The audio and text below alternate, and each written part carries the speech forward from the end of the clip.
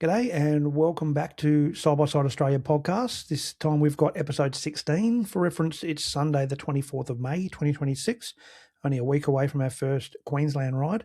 Getting very excited about that. I've got a few things in store for you today. We've got up first chatting with John Rogers about the Mount Ive Station trail ride that we just came back from only just a week ago, and everyone's still getting over that. It was an amazing ride. So John is our event coordinator for the South Central region. So he'll bring you up to speed on what happened there. And then he's going to talk to us about Manar Park Camp Away, which is the next ride for that region. Then we're going to be chatting with BJ, who's our Southern Queensland event coordinator, and talking about Manar Park, which is happening in less than a week. Yeah, less than a week now. Wow. I'm actually leaving tomorrow, heading to Queensland. Tiff and myself are going up for Farm Fest in Toowoomba for Can-Am to run the stand there. So if anyone's around Toowoomba week after next during the middle of the week, come and say good day. We'll make you a coffee. Also, while I'm talking about Farm Fest, ATV Store, who are strong sponsors of the club, are also going to have a stand there right next to us conveniently. And I think Luke's going to be running the stand. So Luke Beachy, who's a very good friend of mine and a great friend of Side by Side Club of Australia. So come and catch up with him and find out a bit about what they're all about. Also, if you're ordering the T-shirt and hoodies, the Side by Side Club of Australia T-shirt and hoodies on the ATV Store website, which are awesome. They are brilliant. Just a quick note, I did text Luke earlier today and said to him that the hoodies are fitting a little small. There's a few of my boys have got the hoodies, and we're all extra larges, I'm sure we are, and they're all a little bit firm. And Luke, being Luke, sent me a link to leancuisine.com.au. Thanks, Luke. Really appreciate that. It's not just that we're all getting fat. I've actually lost a couple of kilos. Thanks for asking. But no, they are fitting a little small. So if you think you're a large, get an extra large just to be sure. And after we've spoken to BJ about Manar Park and gone through some details there, we've got Noodles on the line. I'm going to jump on with him, and we're going to start a new segment, which is the top 10 things we learned at the last trail ride. So there's a lot of learnings that we always make at all of these events, and there were some rippers at this last one, so at Mount Ive. So we've got the top 10 things that we learned from that ride. So yeah, without any further ado, I'll jump online. Let's jump online with Johnny Rogers, South Central Region Side by Side Club of Australia event coordinator, and we'll get into it. All right, Johnny Rogers, fresh back from Mount Ive Station. What was that, a week ago now? How close are you to getting the red dirt out of everything? No closer than when I began. It's about a week, and I reckon I've spent about 5 hours so far on the gurney trying to get the red dirt out of this buggy. And my car is a disgrace, but it was worth every minute. It was fantastic. Great weekend. So there was no dust. No dust. Only on the way in. Yeah, so you went for a pre-run with James. So Kate and James from Mount Ive Station are just the most amazing people you've ever met. If you get a chance to swing by, pop in and say good day and spend the night, it's definitely worth the trip. But James took you out, who's a manager of the property, took you out, and you and Noodles out for a run for a quick scout on the day that we got there, which was the Thursday? Thursday afternoon. Is that right? Yeah, Thursday afternoon. Yeah, Thursday afternoon we went out for a quick scout, and the dust was unbelievable. Like, leave half a kilometre between buggies sort of dust. And we were sort of thinking, oh, man, I hope it's not going to be too bad with 17 buggies getting around. And the next next morning, the heavens opened. It was unbelievable. So, I think we had nearly 20 mil of rain. It was crazy. Yeah, we had a river flowing through the quick chain underneath, and through the middle of camp there was actually a river running through. It was pretty full on. I was just thinking of what you were saying before about your Thursday night ride or afternoon ride. When you got back from that, I think it was 20k loop or something you did. I think Noodles was saying you're going to be that stretched out with 17 or 18 or whatever it was buggies that by the time the lead driver gets back, the sweep rider wouldn't have left yet. Yeah. That was looking that way for sure. It was definitely dusty. And it was thick dust, the sort of dust that got in your chest and you had to cough it out. It was savage.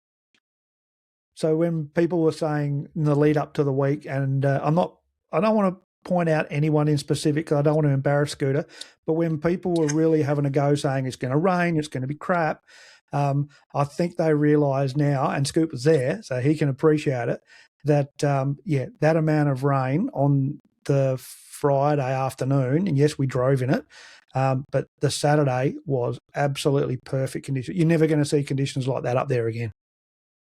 Oh, no, that's a, one in every 20 or 30 year sort of occasion. So that was pretty special to get to witness that. So it was already super green from the rain they'd had the month before, which we were all excited about. But the fact that we could get all of those buggies in a train and the sweep driver could see the lead driver half the time, it really made for some really cool driving. And from my perspective, doing all the video, it made it really easy to shoot. When it was raining, not so much. But outside of that, just not having to shoot through dust meant that wherever I pointed the camera, it was awesome. Yeah, it was nice to get good, clear footage. Chatting to the station owner, James, he was saying that they'd had 300 and I'm pretty sure he said 360 mil, which was 3 years rainfall in the 3 months prior. So that's why it was amazingly green. And it was completely different landscape to the rest of the times I've seen the Flinders over the last 20-something years. It was phenomenal to see how green, and the contrast in the green to the red stone was amazing. And the really cool thing that we got to do, thanks to James again, who has got a really good relationship with the property owner next door, which we had to traverse to get to Lake Gardner. So otherwise we wouldn't have been able to do that. Being in unregistered vehicles, we could only be on private property. And so thanks to his relationship, we were able to, with him leading us, take some really cool trails out and have a look at some really interesting stuff. And finished up on the banks of Lake Gardner, and we were able to kick the shoes off and go for a paddle in the 4 inches of water completely covering Lake Gardner at the moment. It was really, really pretty. Yeah, it was amazing. I think the kids had to run out about 60 or 80 metres to get 4 inches of water. But James was saying in the deeper sections, it's almost 2 metres deep at the moment. So right at the back where the island is, it gets really deep. The other thing I didn't realise until he let us know out there is that lake is 140 kilometres long from tip to tip. So that's a phenomenal length of salt pan. Like, it's an amazing landscape out there. So that's where they do the land speed records, running the land speed titles and everything every year in Australia. And they reckon it's actually better than Bonneville salt flats in North America. Well, that's to be expected. Australia is much better than America. Unless it was in Texas, obviously, then it'd be bigger over there. Yeah, it would be bigger, but it wouldn't be as good, and it'd be rude and obnoxious. Sorry to any of our fellow Americans over there listening to the podcast, but we don't really hate you. We love you. All right, so the plan at this stage is hopefully to get back to Mount Isa again next year. Not sure what the conditions are going to be like next year, but it was certainly spectacular this year. We want to look at it. But in saying that, we do have a couple of leads on some other properties up around the Flinders and Northern Flinders areas that I don't want to talk about too much just yet because we haven't confirmed anything yet. But next year is going to be a really good one. I'm really looking forward to that. I know, John, you've got your eye on at least one property up a little bit further north, but we still need to do a bit of work on that yet. Yeah, that's right. If it does play out, it'll be an amazing property to get on because it's very large, but at the same time, it has a lot of pioneer history there. So there's lots of old mining settlements and interesting things, graveyards, and lots of little things from the history of Australia kicking off in such a, dry and arid area. And they tried to create industry, and there's a lot of history there. So it should be interesting. Beautiful. Let's not get them too excited about that one yet. It might not happen, but we're working on it. We'll work on it. So while we're talking about things to come, let's have a quick chat about the next ride, which is happening in South Central region. Obviously, you're the event coordinator for the South Central region. We've got a ride coming up next weekend in the Southern Queensland region, but after that, on July 3rd to 5th, is Scorpion Park.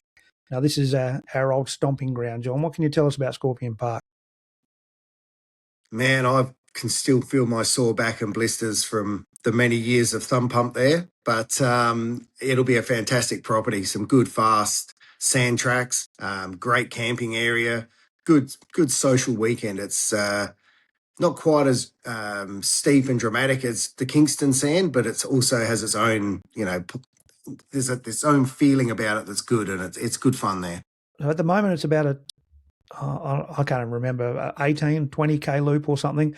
And I know Noodles was saying that we want to try to get up there a day or two early, or even a weekend prior if we can, because we know there's a lot of track. We built the track. There's a lot of track in there from 15 years ago or whenever it was we first built it, that would suit side-by-sides, but you've got to get through some pretty tight, twisty stuff to get to it. So the plan is to get up there and mark out a really good side-by-side specific loop that's a little bit longer than what we've got at the moment. And to help us with that, just from chatting around the campfire, there's a club member who doesn't want to be named. He's a little bit shy about it, but he's a very, very generous man, who's actually gone out and bought a bunch of orange cones for us.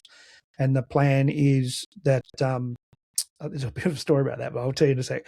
The plan is that we'll mark out the corners that aren't quite as obvious on the track with the orange cones. And then when we pack up at the end of the event, we'll just stack those 10, 15 cones for that corner up in a pile and put them just in the scrub, so that next time we go out there, it's a really quick, easy setup to mark the track out again.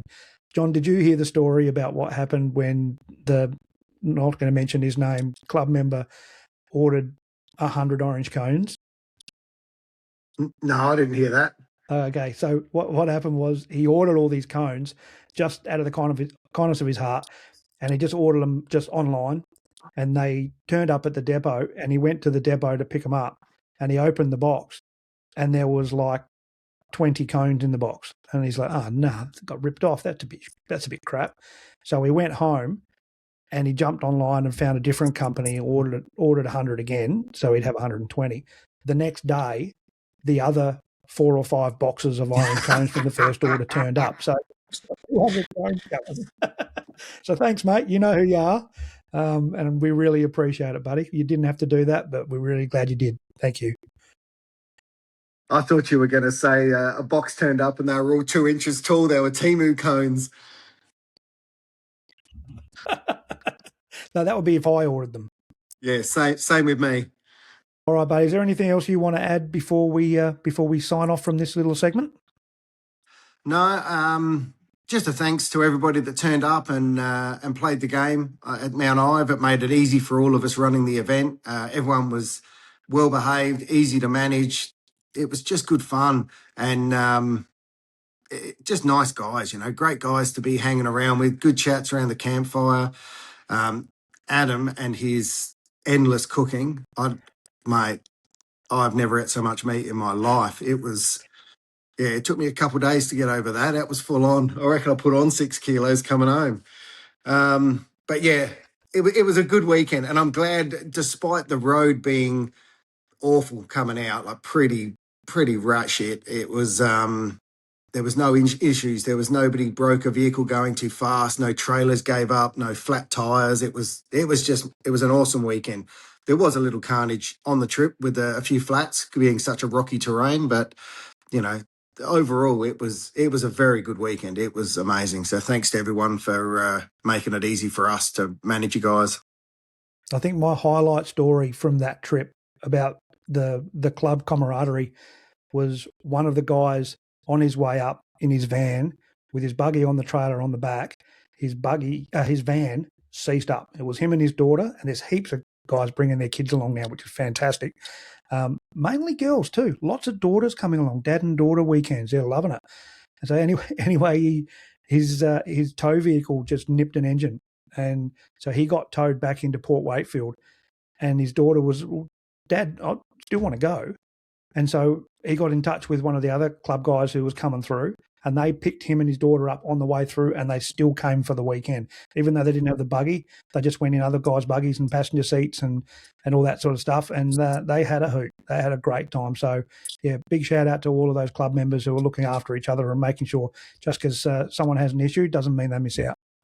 Yeah, definitely. I think that's the most enjoyable part about being in a club for this sort of thing. And it was the same with the quads.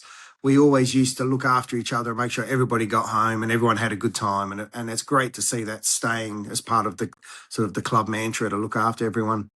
Awesome. All right, John, thanks for your time, buddy. I'm going to jump back into the podcast now, but thank you for all of your help, and I hope you don't have too wet a week digging holes, mate. Yeah, it'll be fine. We'll get through it. A little bit of mud never hurt anyone. Tell Noodles he's still driving around trying to get the mud off his trailer now. It sucks. Anyway, it was worth it. Awesome. Take it easy, guys. Alrighty, BJ, big weekend coming up, mate. We've got the first ride for the Southern Queensland region of the Side-by-Side Club of Australia ever, happening next weekend at Manar Park. I think everyone up there is pumped.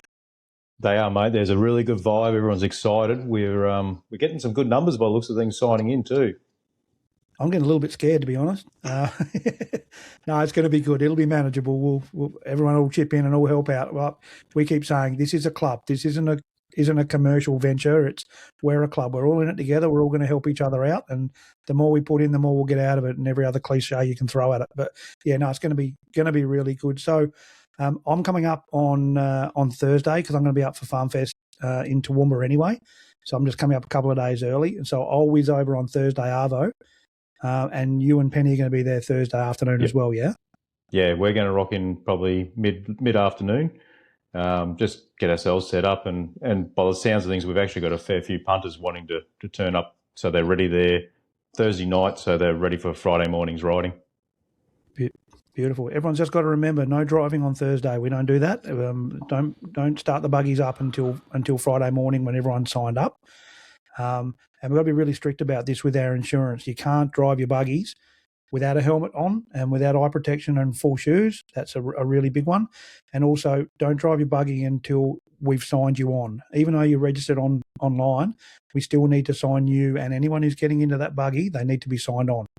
So, just come and see us. Yourself, myself, Penny, we'll all be there. We'll help them out. We'll make sure that one of us is there at all times. Doesn't matter what time you rock up over the weekend, someone will be there to help sign you on.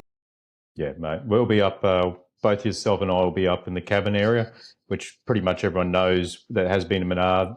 You head up towards the homestead there, and the cabins are right beside it.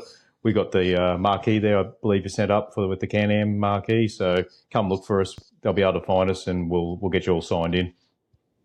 Beautiful. And then on Thursday evening and Friday evening, I'll be there for both of those, and we'll be wandering around and catch up with as many people as we can. Don't all give me a beer because I won't be able to find my way back to my cabin, but I definitely want to catch up and learn as much as I can about what you guys want to do, because this is your chapter of the club. Whatever you guys want to do is what you can do. We're just there to help initiate it all.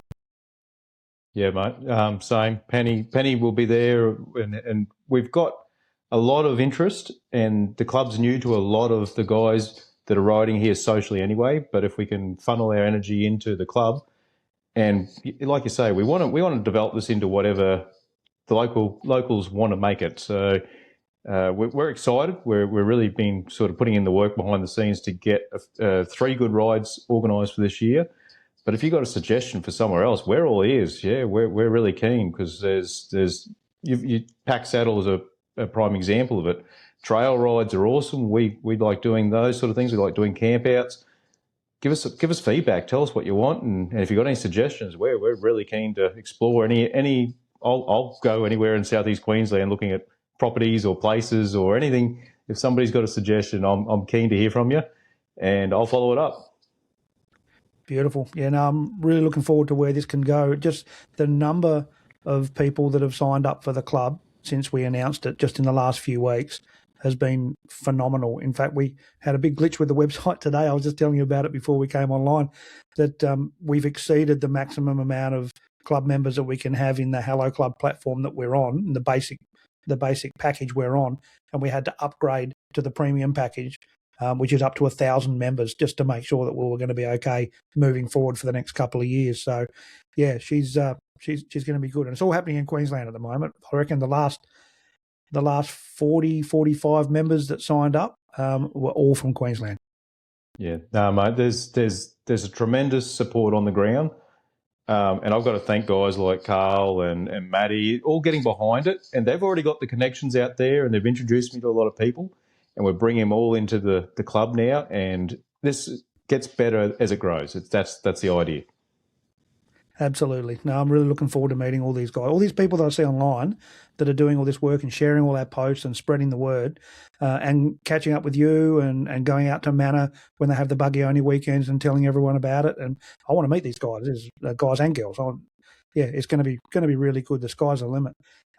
Now, if you've got a chainsaw and you're coming along to Manar, definitely bring it along because you're allowed to collect firewood there. Unlike most of the places we ride in the south central region, where we have to take our own firewood because we live in a desert. You guys have got trees, crazy, and rain and sky. The sky drops water and stuff. It's nuts. So it's a little bit different for me. So yeah, if you've got a chainsaw, bring it along, and we'll be able to collect some firewood and hopefully have one big communal fire that we can all hang around and chat and tell stories and come up with ideas and tell me I'm doing it all wrong and whatever. We'll just get together, and it's going to be. I'm really looking forward to Thursday night and Friday night, and obviously you guys can be there all the way through to Sunday if you want. Just remember that the club payment that you paid for your buggy to be there is for one night. It doesn't matter what night. But if you want to stay there more than one night, you're going to need to chip in the bucks to Manar Park themselves. We won't charge any extra, but they're going to charge extra because we're on their land. And also, if you want to drive the buggies more than 2 days, like if you want to drive the buggy Friday, Saturday, and Sunday, then you're just going to have to pay them that extra $80 for the extra day. No, they've been really accommodating up there. I was speaking to Dave and Jeanette earlier. They've had 18 mil of rain over the last week, and we've got a bit of rain forecast for this week, which should finish in time for us all to rock up there Thursday. So those who have been to Manar know that it can be dusty if they haven't had much rain, so we are looking at prime conditions for this weekend coming. Seems to be a bit of a pattern forming with the Side-by-Side Club of Australia that when we're going somewhere, it'll flog down rain just before so that the conditions are perfect when we're driving. We just had it at Mount Ive. Yeah, no, we couldn't ask for perfect conditions. 2 days of rain before we get there, and then blue sky and sunshine. So it'll be smiles all for miles, mate. We're looking forward to it. We can't ask for a better intro to our first club ride up here. Exactly right. Exactly. Beautiful. All right. Well, now you've just posted something on the group chat on Facebook for Side-by-Side Club of Australia, the group chat. So if anybody wants us to answer any questions, just throw them up there on that thread that you've just started, and we'll do our best to answer whatever we can. No, yep, absolutely. And either that, contact me through Facebook, yourself. We're all here just to answer questions. If there's anything we don't know, I'll find the answer out and we'll get back to you anyway. Absolutely. And as we've always done, if you want us to do something differently or there's something extra you think that we could do, like somebody brought up the other day about kids riding side-by-sides at these events. Great idea. It hasn't been broached in the other part of the club just yet because none of the club members' kids have got those buggies. But it's certainly something that at some rides can be facilitated. I've asked a question of MA. It's been the weekend, so I haven't had an answer back from them from an insurance perspective. Can't see it being a big problem. We just got to make sure that we've got the people to manage it on the ground at the time. That can sometimes be tricky, as I've found in the past, with quads and the parents of juniors who want their kids to ride around, and then next minute the parents have gone off riding and the kids are still riding. It's like, who's looking after this 7-year-old riding around? We've got to make sure we manage that first because it's all about safety and everyone doing the right thing. But yeah, as long as we can get all that sorted out, I'm sure we can manage that. But just it won't happen at Manar because it's just too soon. We haven't had a chance to organise it. Yeah, but thanks, guys, for throwing the suggestion up because, again, this club will be what you want out of it. So thank you very much I saw that come in earlier in the week. It's awesome. Absolutely. All right. Well, I'm sure you and I are probably going to have 7 or 8 phone calls a day for the next 7 days as we lead up to this event. But we'll get there in the end. And I'm looking forward to catching up with you and Penny and all of the Queensland members at Manar Park over the weekend. It's going to be a big one. Yeah, it will be, Mick. I actually, just while I think of it, we did have some people that have never been to Manar earlier today. I got a few questions about bringing spares and et cetera. Manar is a pretty good place where everything's within sort of 20 minutes, half hour ride back to camp. So spares wise, probably if you were looking at that idea, spare tyre. It's always good to carry a spare tyre because you never know when you might need one. Spare belt because, again, you never know if you ever need one. But generally speaking, it's going to be a good-sized crowd there. If something does go wrong and you don't have that particular part, someone will be able to help you. I do a lot of bush mechanicking with my tours, so we can usually get things limping back to camp if nothing else. But don't stress too much. If this is your first run at Manar, there's going to be all sorts of grade riders out there that from ones that have never really done anything other than use it on the farm to guys that go and play on the rocks every weekend. Somewhere we'll find where your spot is to slot in with those riders, and we'll have support there for every ride goes out has a lead and a sweeper. So don't stress that you're going to be left. Oh, I don't know where I'm going. So just to answer a few questions I've been fielding the last 12 hours today, we want to encourage everyone, particularly those who've never been out to Manar before. You're going to be in for a great weekend, and it's a social ride, guys. We're not there to race. It's a social ride. Absolutely. Did you just say before there's been plenty of grey riders out there? Grey riders? Is that what you said? No. No, I thought you said a lot of people out there who are going to be a bit grey. I thought you were having a go at my beard. Well, mate, I'm not going to pick on anyone with grey hair. I know what I look like from behind, so I can't pick on anyone. I've been looking at the age of a lot of our club members up in Queensland, and it's the same in the South Central region as well. And I'm not the oldest. No. With age comes the cage. That's the saying we have up here. So actually, there was a conversation this week. There's a lot of guys coming out of the adventure bikes now and going, well, this is the first time I've ever had a buggy, and who can I ride with? Well, we'll put our hand up and say, come and join the club. Absolutely, that's what it's for. Now, looking forward to next weekend, Mick. Can't wait to introduce you to a lot of people that have welcomed me into the community as well up here. Fantastic. Can't wait. All right, buddy. I'll leave you with it. I'll let you get back into it, and I'll go see what's happening in the rest of my house. It's probably flooding by now. We've actually had some of that stuff falling from the sky here for the first time in a while. Mate, it's a novel treat for you Southerners. It is. I'm going to go stand out in it, I think. Well, see you there at the ride, Mick. Good on you, buddy. We'll catch you soon.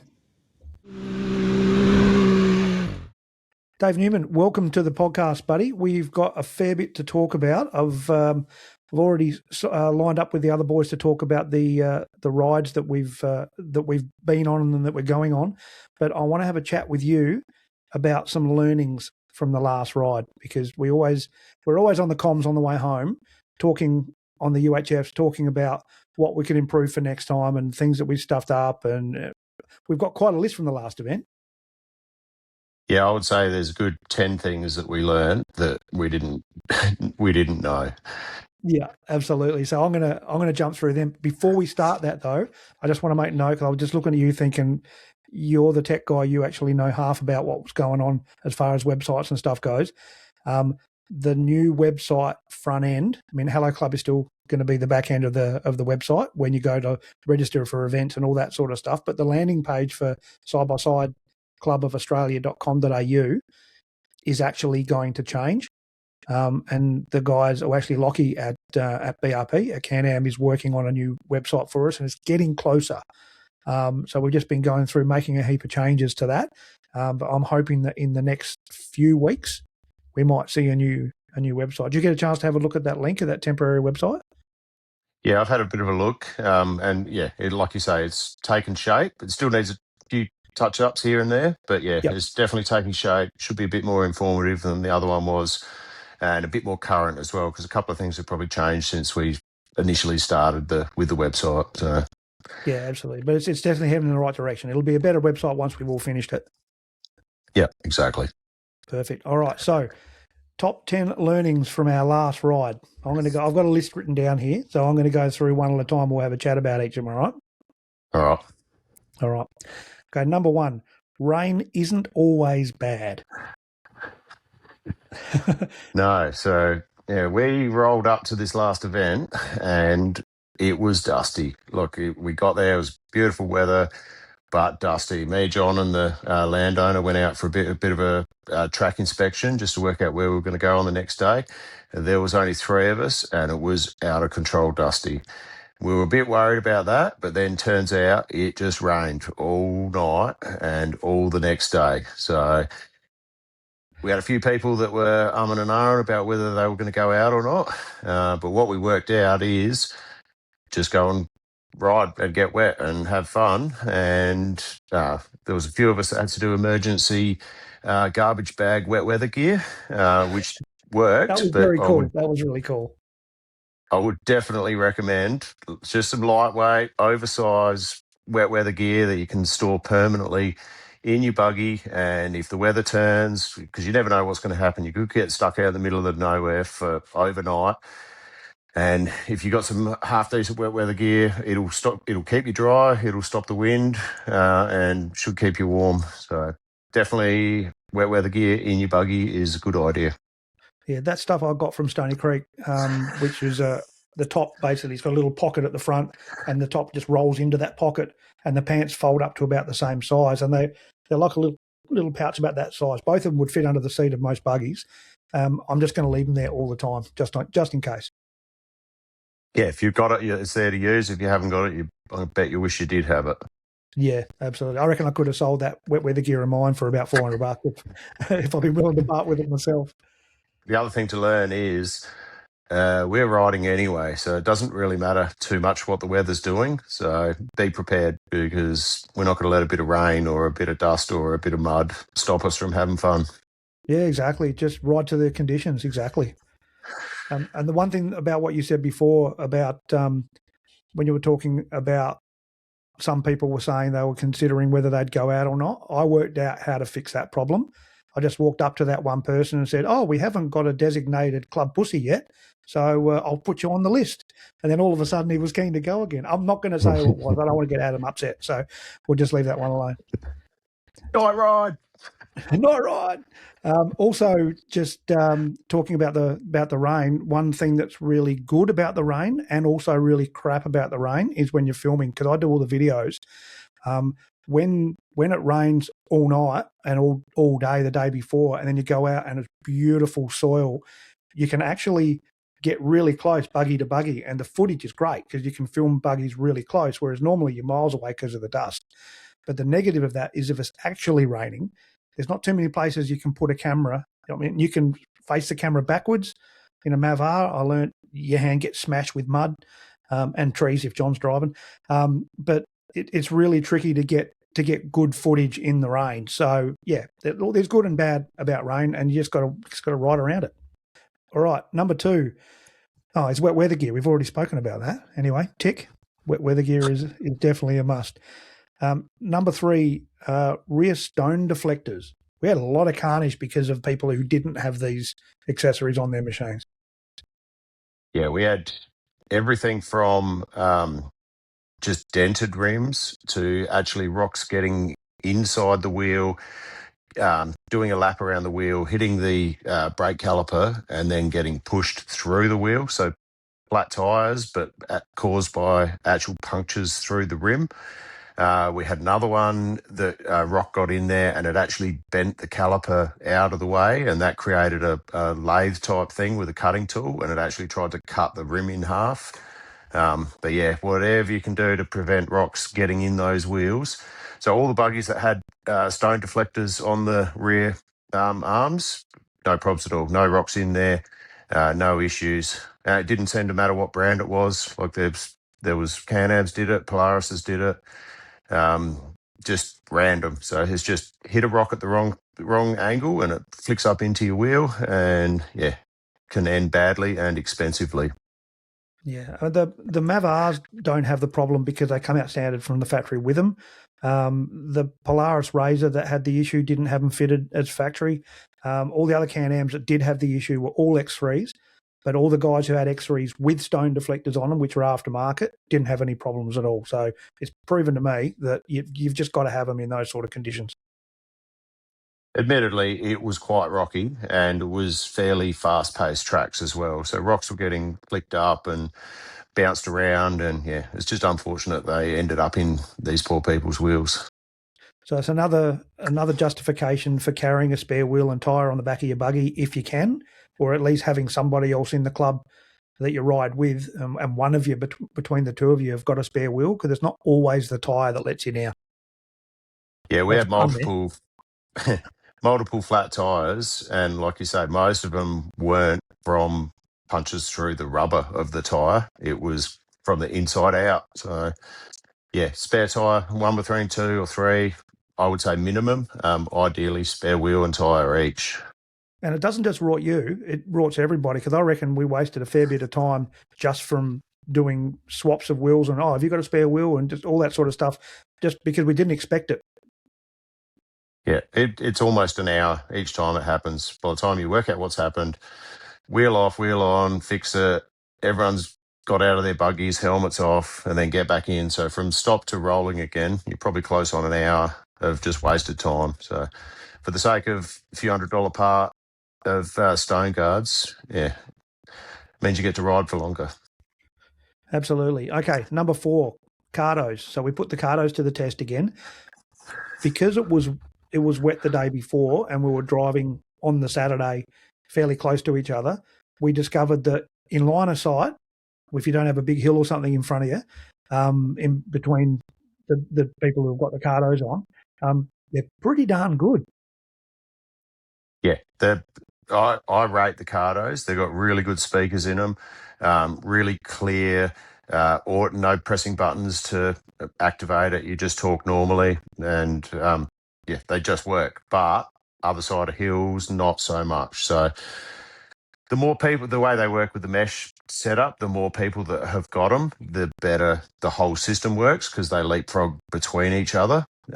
So yeah, I think we had about 5 or 6 people on cardos. So it worked quite well, but as soon as someone disappeared over a hill, you just lost signal. So yeah, so we're looking at one of the other really cool things that cardos do, and that is they can Bluetooth to a UHF. You've got the GME XPS 660 already, which XRS. XRS, sorry. XPS is Can-Am's oil. I always do that. So the XRS 660. Tiff actually bought me one today, so I'll have one in about half an hour. And they're really cool because you can Bluetooth them even to your earbuds that you've got in now. Yeah, okay. But obviously you can Bluetooth them to the Cardo, which is what we want to test at one of the upcoming rides, probably at Scorpion Park, which is the next one for South Central region. So we'll give them a bit of a go, because Scorpion Park is quite flat, but it's quite a big distance from one side of the property to the other. So we know that UHFs can be a little problematic from one end to the other, but I don't think that distance would work so well with the Cardo. So we're going to test it with the UHF Bluetooth to the Cardos and see how well they go. Yeah. The good thing with the GME XRS is it's a true 5-watt output handheld UHF, that's the maximum output you can have in Australia anyway. So in a handheld unit that'll connect to your Cardo in-helmet microphone and speakers, it's probably one of the better options. So it's going to be definitely interesting and good to test it. Yeah, I'm taking my helmet to Manor Park next weekend, and I'll take my GME with me as well, because I know BJ runs an in-car UHF, which I think is a GME anyway, but his new buggy is going to turn up probably the week after the ride, so he won't have a buggy, or he'll be jumping in passenger seats and stuff like that, I reckon. So I'll take my other handheld for him, so at least we can be in communication. So anyway, we'll do some testing. Okay, number 5. As we touched on before, when Adam the Russian cooks you dinner, don't eat lunch. Yeah, we had a pretty impressive last night barbecue. Boys were at it for 4 hours solid cooking. There was lamb skewers, mini beef chipolatas, grilled chicken, steaks. What else? It was a formidable feast. Thin pork belly. Oh, thin pork belly, yeah. All marinated, secret herbs and spices. 12, I believe. 12 secret herbs and spices. Oh, one more. One better than what you're used to. Oh, that is awesome. So look, it was that good that we hit him up. So Adam and Paul are actually going to cook dinner on Saturday night at Scorpion Park. So anyone who's coming to Scorpion Park for the camp away in a few weeks, just make sure don't pack food for the next month probably, but don't pack food for Saturday night and bring $20 with you. And the boys are going to take whatever it costs them for the food out of that, and anything extra they're going to put back into the club towards the charity, which is awesome. So it's a charity dinner Saturday night. Wear your maternity pants. Definitely do not eat lunch. So yeah, it's going to be a big feast, big meat fest. Yeah, I think there'll be a salad, like a lettuce or something, maybe a bit of tomato and meat. Mostly. So that's a good one. So that's the Scorpion Park. Okay, number 6, lessons we learned from the last ride. Getting a ride started when we're on a trail ride, especially, or even at campaways when we're trying to organise to actually go out on a ride and make sure that everybody who wants to come is there, ready to go. It's like absolutely herding cats. It's a nightmare. So I was really thankful for Darren. Oh my God, who is his new pet name from us. He has his 10-minute horn. Take that however you like. So the good thing about that is he's got this. Is it the Dixieland or? It's Dukes that has a horn.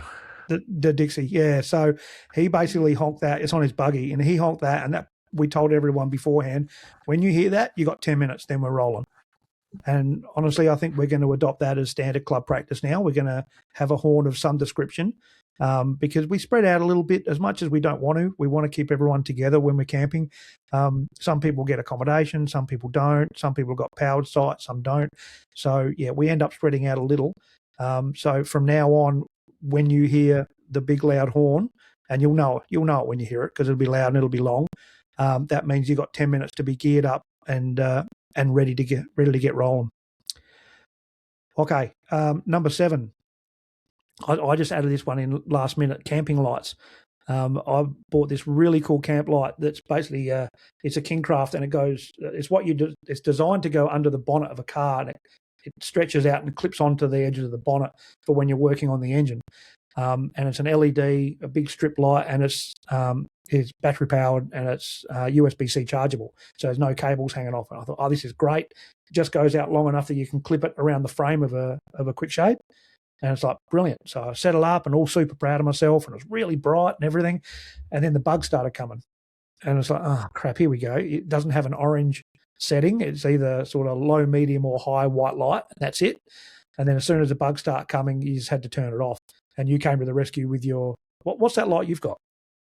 I think it was a hardcore strip light, and it's multiple colours. So you can have white only, white and yellow, or yellow only. And the yellow apparently is less attractive to the bugs. So we did it. We turned on another white light somewhere else, and then turned the yellow one on under the quick shade, and that seemed to thin the bugs out enough that they went to the brighter light that was somewhere else, and we had a relatively bug-free under the quick shade setup.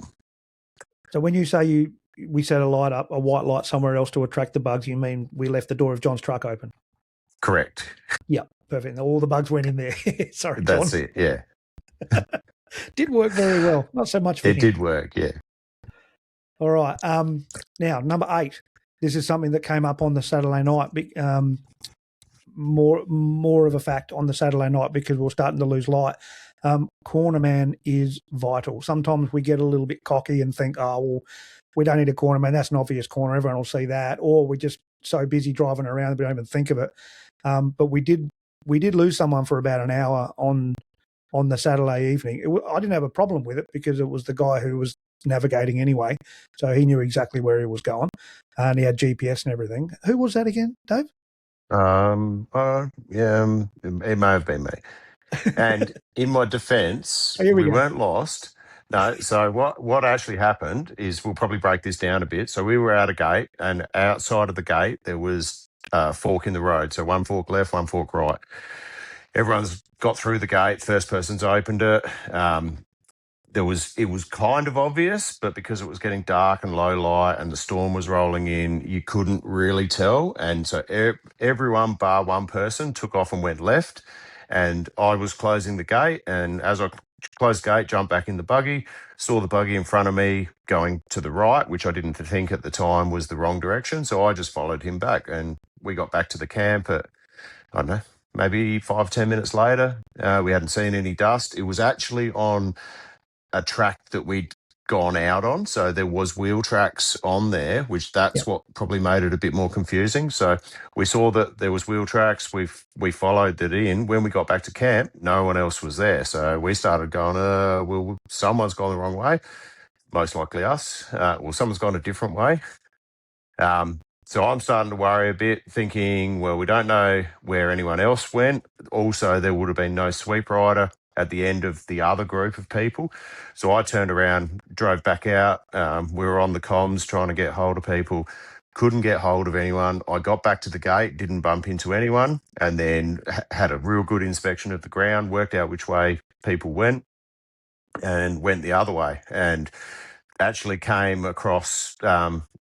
probably going to be your point number 9, is we came across a rider on the track, just on his own, just sitting there waiting. So We'd all seen sticking him. with the corner man.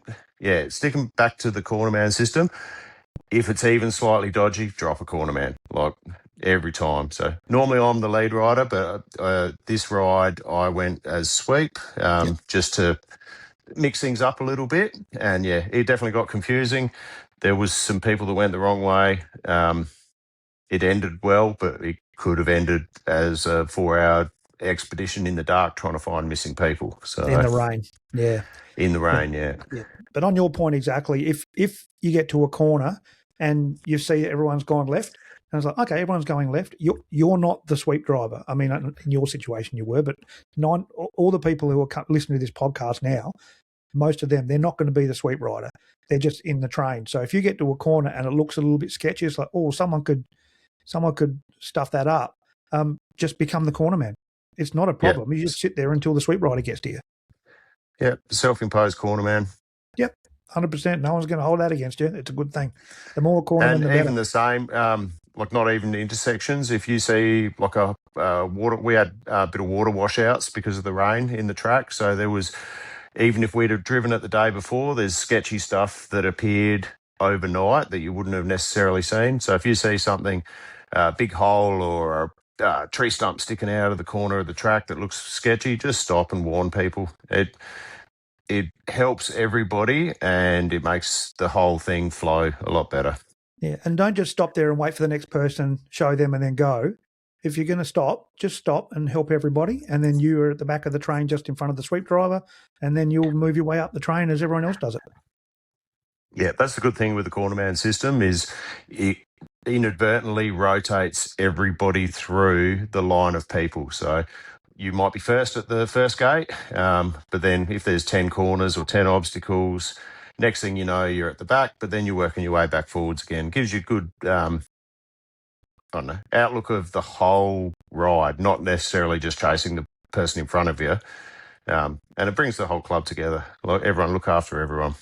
Exactly. And get out of your buggy. Take your helmet off if you want. I mean, if it's a long train or if it's dusty, it's going to be a little while. You might be there for 10, 15 minutes. Take some photos. Take some video. Another point with that is you said get out of your buggy. What's a really good thing, really good visual cue is if you're parking your buggy, park it in the direction that everybody needs to go. So if there's a Y in the track, and you've got to go left, park your buggy so it looks like you're going to go that way, and then everyone will see your buggy and then their eyes will just naturally go the direction that your buggy's facing, and there's less you've got to explain that way. Yeah. Just be mindful where you pull your buggy up, though. If you come across a rise and the reason why you need a cornerman is because it's a real sharp left-hand corner, don't park on the outside of that corner where someone's going to come over the hill and run into you, but park somewhere where they're going to see it when they come over the hill and know to slow down. Yep. Awesome. So just getting back to that person that you found on the side of the track that we found as well, he was more than happy just to wait for someone to go and get him some fuel because he was only maybe 5 minutes from camp. Yeah, it was probably 5 minutes. Yeah, so it wasn't a matter of what buggy he was in, it was using a lot of fuel or anything. It was all down to he just didn't fuel up before he went out. Yeah, and he's not the only one. So the day before, I did exactly the same thing, and I might have even been in the morning, but my fuel light came on and I ran for probably 30 minutes, 45 minutes with a fuel light on.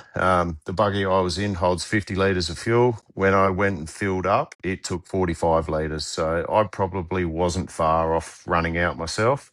But yeah, I think a good way of moving forward with this is when you come back from a ride or whatever, especially in a lead trail ride type ride, just fill your buggy up when you get back. Give it a bit of a walk around, do like a post-ride check, make sure you check your wheels, check inside your wheels, make sure you got no rocks, make sure you got pumped up tyres, top your fuel up if you think you're going to need to. But yeah, that could have been, depending on where that happened, that might have been a 2-hour fiasco trying to sort that out. So Absolutely. So yeah, what you're saying is exactly right. Because once we hit that 10-minute horn that we're going to get going in 10 minutes, we want to leave in 10 minutes. If you're not there, we assume you're not coming. So if you go, 10-minute horn, okay, I'll just finish this can of Coke and half this sausage roll, whatever, and then, oh, shit, my buggy's empty. I better go fill that up. Oh, and the tire's down a little bit. I better pump that. You've missed the ride. It's all over. Exactly. Do it when you get back. Yeah, and you're potentially messing up, 16 other people in this situation. So if everyone's waiting for you, you're not going to be super popular. Well, every time we went out for a ride, it was at least quarter of an hour from when you lined up to get going to when we could actually roll, just because people were fluffing around getting ready. And number 10, the last of the top 10 things that we discovered that we can improve for next time and things we learned, rubbish. So I know when we went to leave, I packed our rubbish bag up and I spoke to James, the manager at the property, and said, where do you want the rubbish? He said, just put it in a pile there. I'll come and grab it, which was awesome. But then I noticed there were 2 or 3 other bags of rubbish that people had left, and they tidied themselves up, but the bags were still just sitting there, and they were cans and bottles and everything. So I couldn't lift them. I had to drag them, and I made one pile out of them. And actually, Charlotte and Evie went around and did a bit of an emu parade and picked up just little bits and pieces, bottle tops and things like that before we left. We like to leave it absolutely pristine, so they want us back. But even out in the trails, Dave, you found some stuff. Yeah, so on that last ride that we did, and I dropped to the back and ran sweep for probably most of that ride, and I stopped 3 times, I think, just to pick up small bits of rubbish that had blown out of people's buggies. So I think there was a chip packet, chocolate wrapper, and I don't know, some napkins or something like that. So just if you're taking snacks in your buggy on the trail, just make sure you get rid of your rubbish so it doesn't leave it, because there's nothing worse than coming around a corner and there's a chip packet in the middle of the road, and you know it's off of one of the buggies that was with us. No one's done this intentionally, but just pay a bit more attention to where you're putting your empty wrappers and make sure it doesn't disappear out into the bush. Yeah, don't just stick the wrappers underneath your seat, especially if you haven't got lower door panels, because the wind will just swirl around and blow it out. Yeah, beautiful. So, I mean, it was minimal, but it's definitely something we don't want to deal with. Awesome. All right, that's our top 10. Thank you for your help, and thank you for your part in making those mistakes so we can learn. No probs. I'll think of a new 10 things to stuff up next time. That's the attitude. Alrighty, that's it for episode 16 of the Side by Side Australia podcast, guys. Thank you so much for hanging around and listening to all of that. If you've got this far, that we haven't bored you too much, I'm going to leave you with the video from the Mount Ive event. It's a fairly long video. It's about 10 minutes long.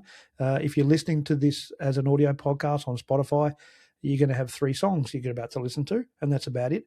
But if you're watching on YouTube, like most of you do, there's some cracker footage in here. We've got the drone up at Lake Edna, and it's just brilliant. So please hang around and watch that video if you haven't seen it already on socials. So yeah, keep watching the socials, keep watching Instagram, keep watching Facebook. If you're a club member of Side by Side Club of Australia, don't forget the group chat is on Facebook as well. There's links on there. If you're not already a member of Side by Side Club of Australia, membership's free. Sign up, guys. We've got more than 300 members now. But it's definitely worth doing. You find out all this information about all of these new rides that we're doing, and it's growing. It's getting bigger. Hang on for the ride. It's going to be fun.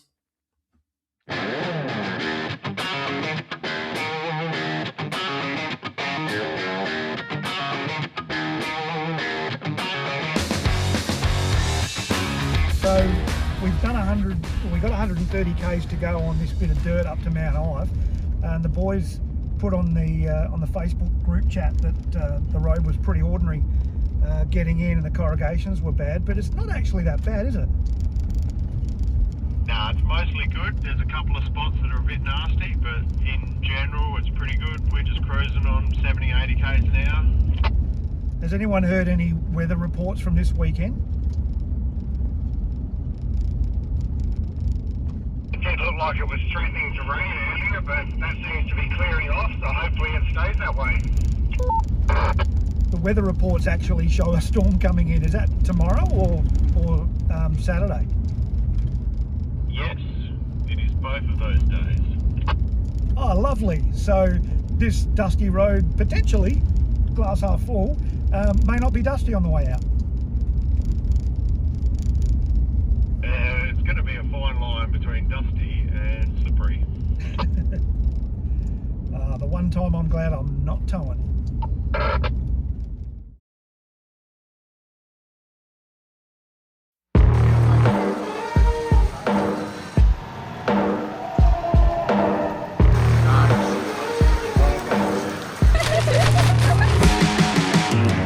Got so much weight on my shoulders, enough to knock me out, but I'm still holding the throne. You'll never know till it's over. So pretty it hurts, just beware of the thorns. You got a glimpse, and you can't resist, luring you in closer. Guess I got a jinx. You want an honest man, but you don't understand. I won't be here when you wake up again. You want an honest man, but you don't understand. I won't be here when you wake up again. Got so much I need to cover. All the lies I lied, been with me for too long. Got a chance to start over. Disguise the man I was, correct what I did wrong. You got a glimpse, and you can't resist, luring you in closer. I guess I got a jinx. You want an honest man, but you don't understand. I won't be here when you wake up again. You want an honest man, but you don't understand. I won't be here when you wake up again.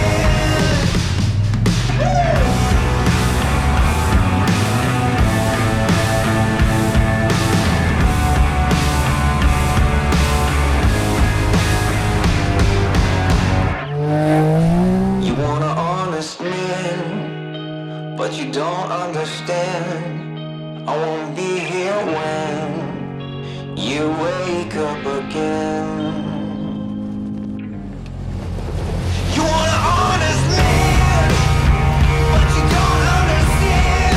I won't be here when you wake up again. You want an honest man, but you don't understand.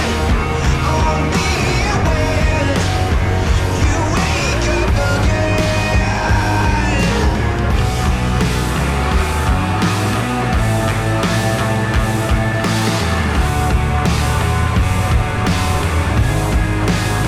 You want an honest man.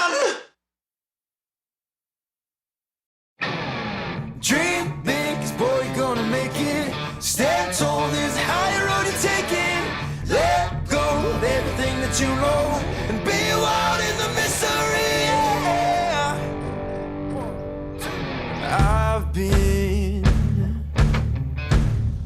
in the darkness for 40 days.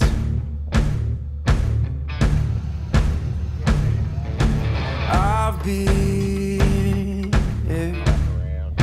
searching for holy flames, a sign to light up the way. So can you help me out? Can you help me out?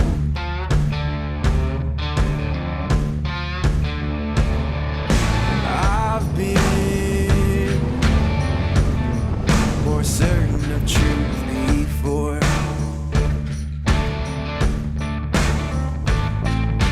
I've been called a righteous man before.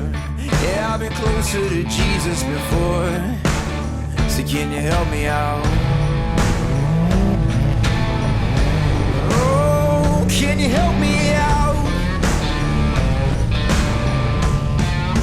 Am I on my own? Am I on my own? But can you help me out? Am I on my own? Am I on my own? But can you help me out? Can you help me out? I've been scared to look in my soul.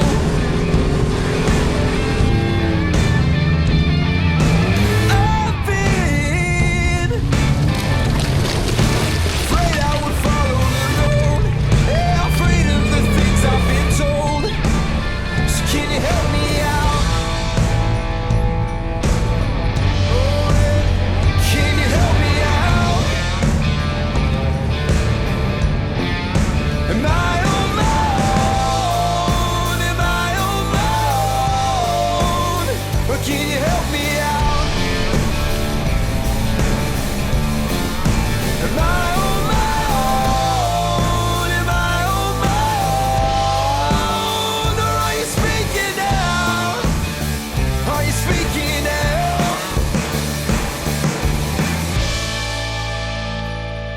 Oh, I think I can feel you say, dream big, 'cause boy, you're gonna make it. Stand tall as the higher road you're taking. Let go of everything that you know. Be wild in the mystery. Dream big, 'cause boy, you're gonna make it. Stand tall as the higher road you're taking. Let go of everything that you know. Be wild in the mystery. Oh, come on, come on. Be wild in the mystery. Oh, you gotta let go, let go, let go. And be wild, be wild.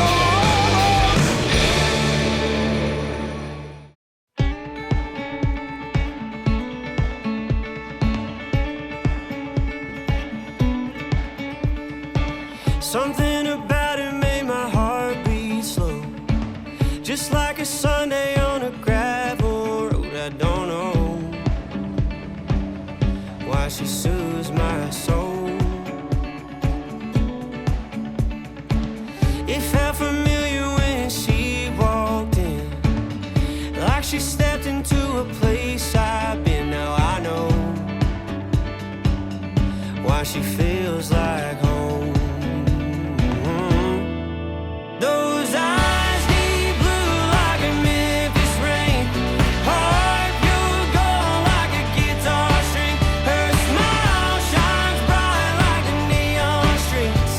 Yeah, she reminds me of the way that wind blows through the pine